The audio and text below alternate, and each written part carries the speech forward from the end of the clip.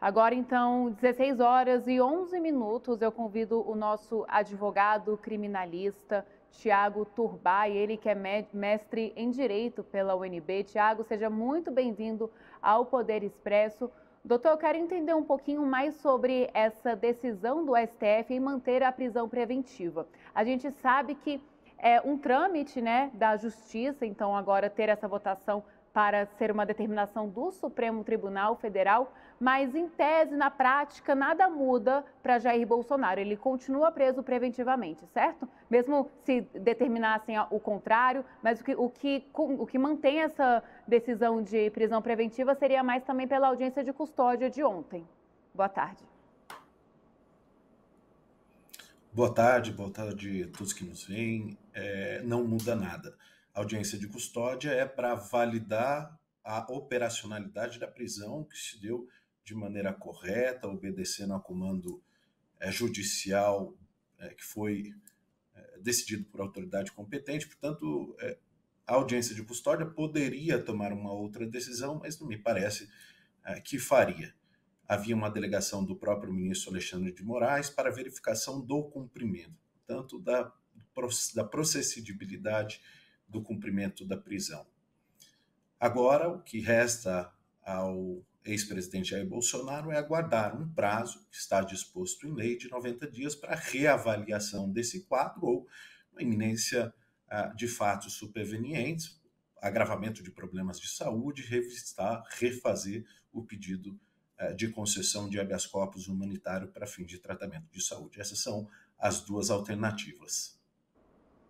E, doutor, essa alegação de alucinação, de que forma favorece Jair Bolsonaro neste momento? Isso realmente é uma desculpa forte, desculpa se a gente for usar pela palavra assim, comumente dizendo, ou ele teria de, se for uma estratégia da defesa, utilizar outra alegação neste momento? Qual é a sua opinião quanto a isso?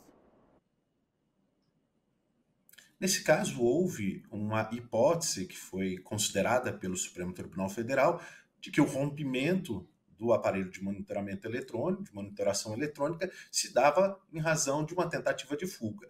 A defesa deve, então, apresentar uma hipótese contrária a esta que sagrou-se vencedora. Uma das hipóteses pode ser o uso de medicamentos causadores de alucinação. Caberia à defesa do ex-presidente Jair Bolsonaro trazer elementos de corroboração à tese de que esta ação, que foi confessada, se deu em razão do uso do medicamento, portanto, com capacidades cognitivas que resultaram em capacidades cognitivas menores, rebaixaram essas capacidades cognitivas. Ele dá algumas informações na audiência de custódia que são importantes, de que ele iniciou no começo da tarde essas ações para tentar romper uma monitoração eletrônica, isso se deu em razão de um surto, então, portanto, o uso combinado dos medicamentos podem ser causadores de um surto, esse é um argumento, mas deve também ter em mente que a duração desta possibilidade de alucinação. É preciso trazer dados médicos fiáveis, que possam ser controlados pela autoridade jurisdicional, pelo Supremo Tribunal Federal, para identificar se seria possível ou não. O ex-presidente também dá uma informação que me parece relevante, de que ele tem curso de operação desses equipamentos. Portanto, ele conhecia as maneiras para tentar violar. Isso pode corroborar ou fortalecer, dar mais peso à hipótese que foi considerada pelo Supremo Tribunal Federal. Cabe, então, à defesa apresentar hipóteses alternativas contrárias, com elementos corroborando, para que ela tenha um peso maior. Eu acho difícil argumentos como esse, se não estiverem calçados com outros fatos. Era possível, por exemplo, identificar que esse surto começou antes, pessoas podem ser convocadas a testemunhar, aquelas que estavam junto a Jair Bolsonaro, aquelas que acompanham a custódia de Jair Bolsonaro, tentaram entrar em contato, aqueles que o viram de maneira desconexa, uma tentativa de chamamento de atendimento médico de urgência em razão desse surto, isso tornaria a hipótese contrária, aquela defendida pela defesa, mais forte. Não sei se isso foi feito pela defesa, eu imagino que a defesa esteja levantando todas essas informações e, se assim estiverem, devem abrir tentar, de alguma maneira, revisar esta decisão tomada hoje à unanimidade pelo Supremo Tribunal Federal, pela primeira turma do Supremo Tribunal Federal, colegiado, portanto, competente, que confirma a prisão preventiva do ex-presidente Jair Bolsonaro.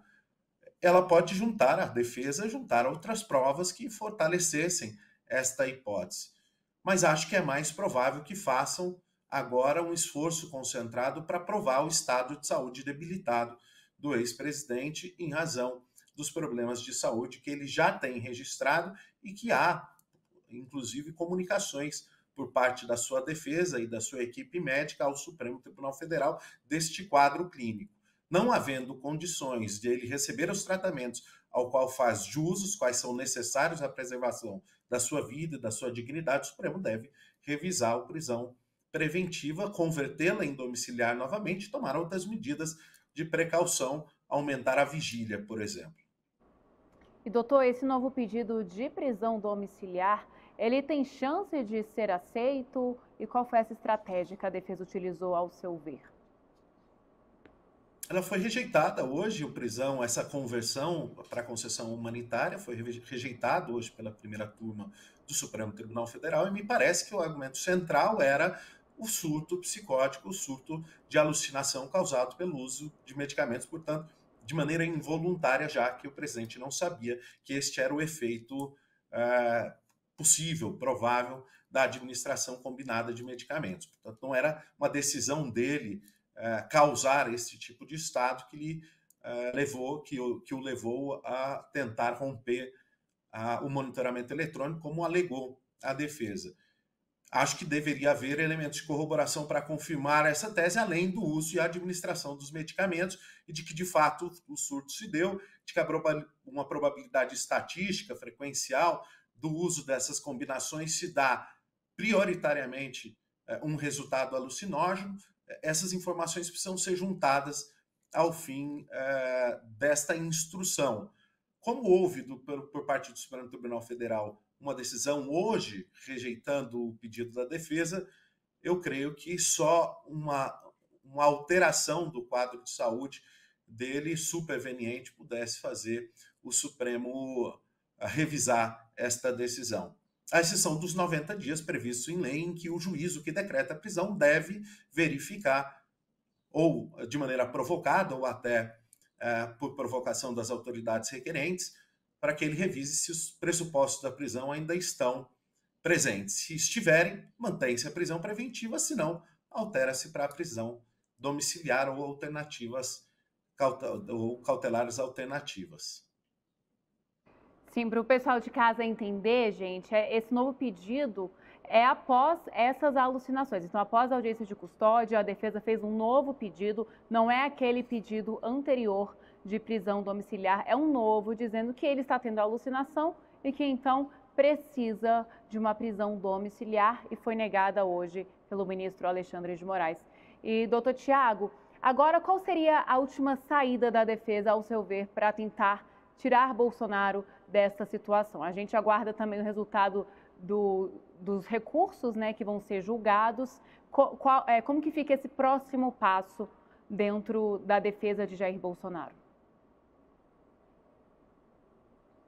Creio que em relação são duas coisas distintas, a ação penal, que já teve o julgamento dos primeiros embargos de declaração, que é um recurso da defesa para tentar sanar contradições, omissões, erros materiais da decisão, portanto, do acordo que condena o ex-presidente Jair Bolsonaro.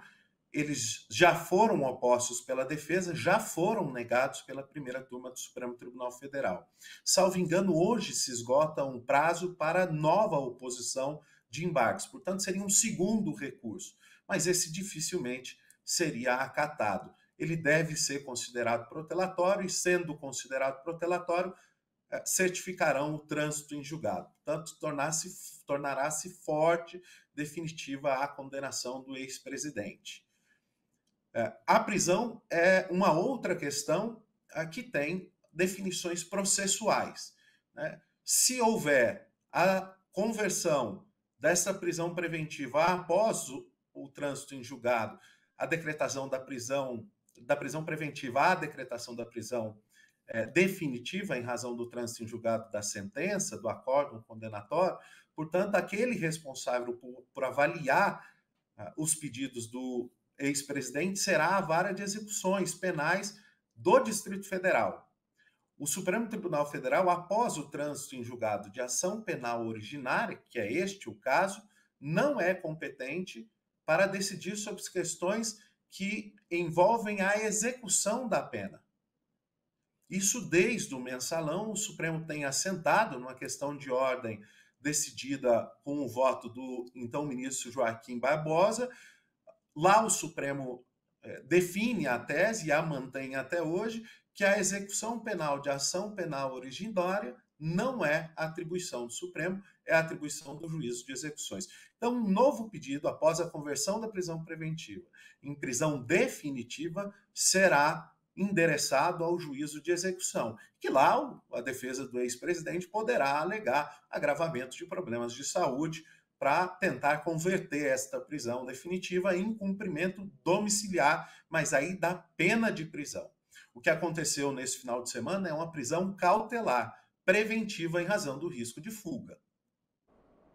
Doutor Tiago, muito obrigada pela participação aqui no Poder Expresso e seja sempre muito bem-vindo ao nosso programa. Uma boa tarde. Muito obrigado, uma boa tarde.